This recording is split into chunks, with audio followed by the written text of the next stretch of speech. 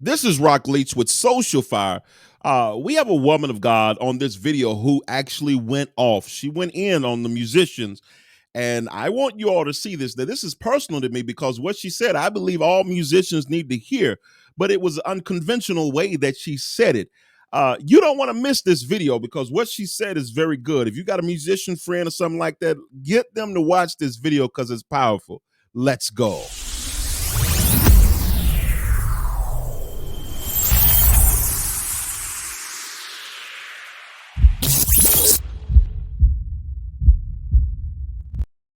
Now, I'm not sure who this woman of God is. And if you do know, share it in the comments. I'd like to know who she is and hear more from her. But this was interesting, and she went off. She spoke her true mind, and the way she brought it out, it was absolutely different but necessary. Let's go ahead and check this out. Let's go. Will y'all stay with me? Y'all hang in here with me, babies? I appreciate you. I honor y'all. I do. Now, I do understand, and I'm going to make you all aware that I am going to stop this for fair use. I got to stay within fair use, so miss me with the comments about I'm stopping it too much because I have to stop it. But she did bring it up, and I do know that many times when preachers, pastors, speakers get up, musicians tend to be there when they first start, but as they go on, they sit down and some disappear and they wait for the end to come back. But she's asking them, will you stay with me? And then she says, I honor you. I'm going to go ahead and let the rest of it play, but this is a great interaction.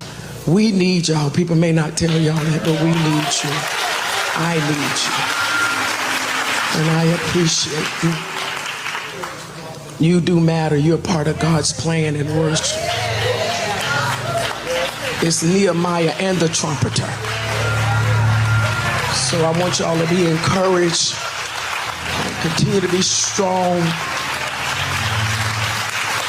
Know your value and your worth. I'm not talking about this house, but don't let people mishandle you outside of this house. I don't know why I'm saying what I'm saying. Now, I'm going to tell you this right here. What makes this so good is because I know that we have problems with musicians in churches. I'm going to be honest. Let's just go ahead and call it what it is. We have musician problems. If musicians not sleeping with the folk, women in the church, and or the men in the church, or going to the highest bidder. Oh, we got plenty of times people talk about that. That's something that's talked about all the time. But let's be even more honest. Many times it's the church fault that these musicians are like that, especially with going to the highest bidder and stuff like that. You got churches that will cut other churches off at the legs to get a particular kind of musician.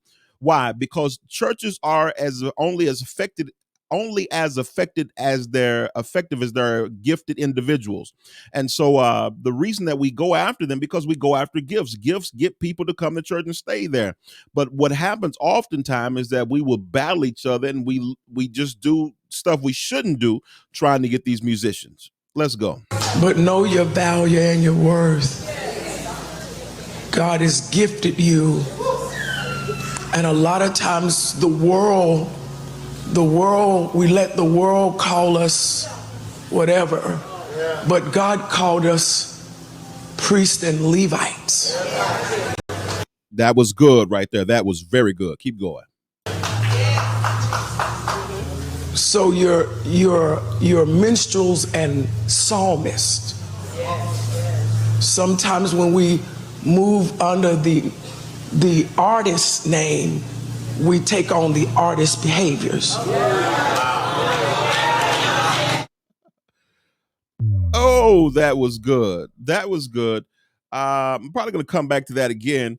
My issue and why this is so passionate for me is because I was a musician in church, and I started at the age of 11 years old in church.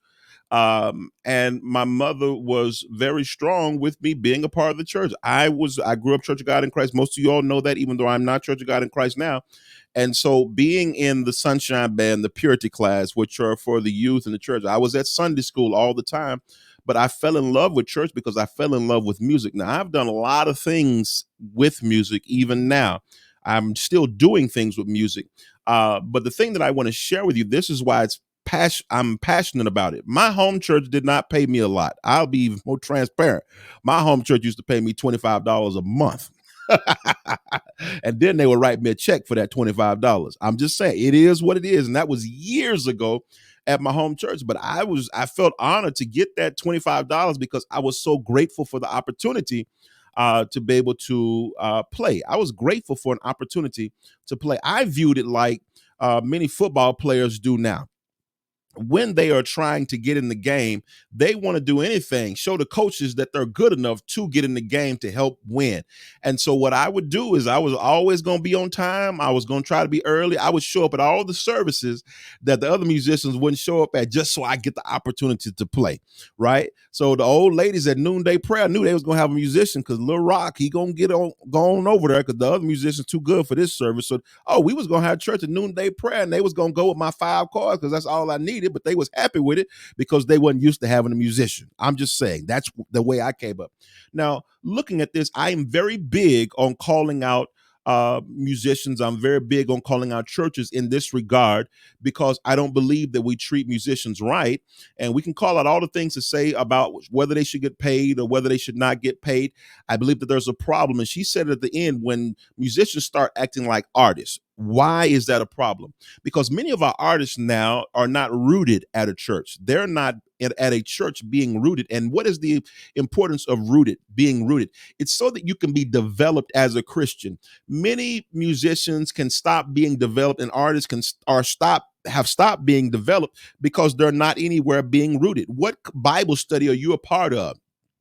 Don't tell me you online or something like that. What church are you a part of? What church, who do you call pastor?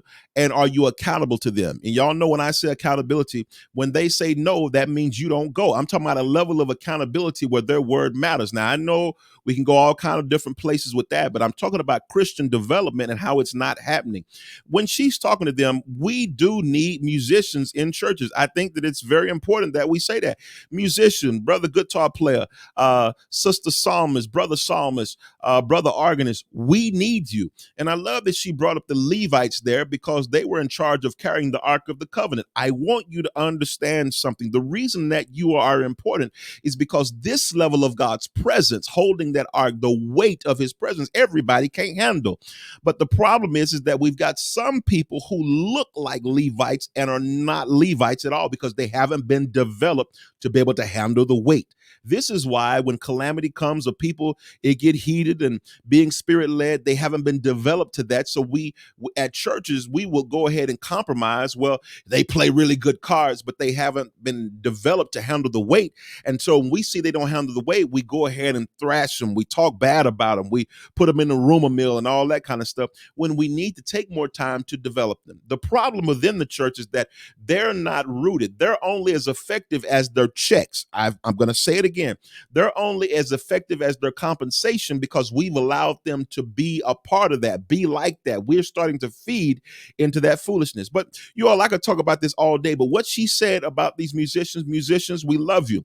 We want you to know that you're valuable. And anybody, I believe that what she said about value, knowing your value, that goes for anybody. Even if you're a YouTuber, whatever you're doing in life, if you don't know your value, you will let people get you at a discount. Please know your value. Please know your value. And many times your value is more than some money. Your value is more than a check. While you waiting on a check, God's trying to give you an inheritance. Woo! I hope you got that right there. I want you to jump in the comment section. Let me know what you think about this. Let's go.